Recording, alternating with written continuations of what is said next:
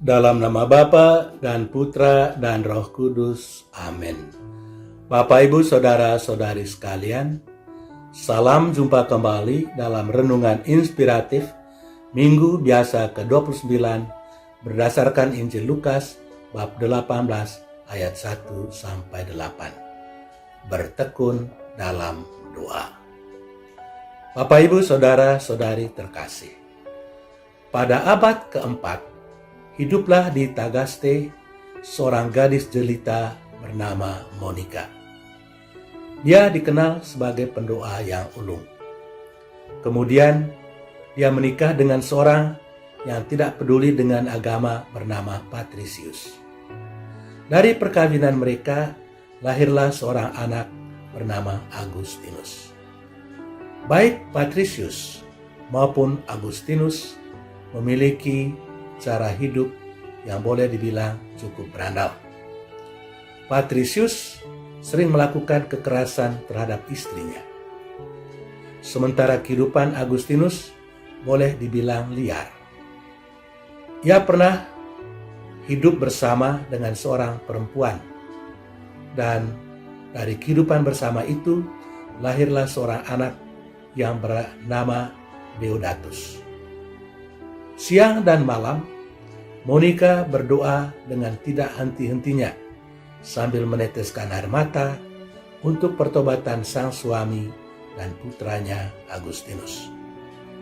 Alhasil, Patrisius kemudian bertobat menjadi seorang Katolik, dan kemudian Agustinus juga bertobat dan kemudian menjadi orang kudus di dalam gereja Katolik. Ternyata doa yang tidak putus-putus akan didengarkan oleh Tuhan. Saudara-saudari terkasih, Yesus mengharapkan supaya orang bertekun dalam doa seperti yang dilakukan oleh Santa Monika tadi.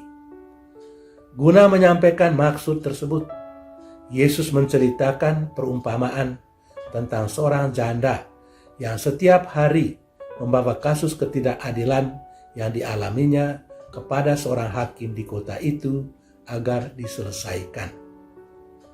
Yesus tidak menjelaskan latar belakang mengapa dia menyampaikan pengajaran tentang doa itu. Hanya di dalam bagian Injil sebelumnya, Yesus mengajarkan para muridnya tentang doa. Tetapi pengajaran itu diberikan oleh Yesus setelah mendengar permintaan seorang murid, "Tuhan, ajarilah kami berdoa." Sementara itu, di dalam Injil hari ini, Yesus langsung mengajarkan para muridnya untuk selalu berdoa dengan tidak jemu-jemunya, yang berarti mereka harus berdoa siang dan malam. Tetapi, mengapakah kita mesti berdoa secara terus-menerus? Mungkin untuk menjawab pertanyaan tersebut, Yesus menceritakan perumpamaan tadi. Di sebuah kota, ada seorang hakim yang tidak adil dan tidak mempedulikan Allah, serta tidak memperhatikan sesama manusia. Di kota yang sama, hidup seorang janda yang memperjuangkan haknya pada hakim itu, tetapi selalu ditolak. Namun janda itu tidak berputus asa. Dia datang dan datang terus setiap hari, sehingga hakim itu menjadi jengkel dan akhirnya mengurusi perkara janda tersebut agar dia tidak diganggu secara terus-menerus. Saudara-saudari terkasih, pesan apakah yang mau disampaikan oleh Yesus melalui perumpamaan itu? Pesannya adalah supaya orang harus tekun berdoa. Orang tidak boleh berputus asa dan langsung berhenti berdoa ketika dia merasa bahwa doanya tidak dikabulkan. Sebaliknya, dia mesti tetap terus berdoa, sebab Tuhan pasti akan menjawab doa-doa kita, namun mungkin atas cara-cara yang tidak sejalan dengan harapan kita. Tuhan mencintai kita dan mengetahui apa yang terbaik untuk kita. Namun hal itu tidak berarti bahwa kita tidak perlu menyatakan niat kita.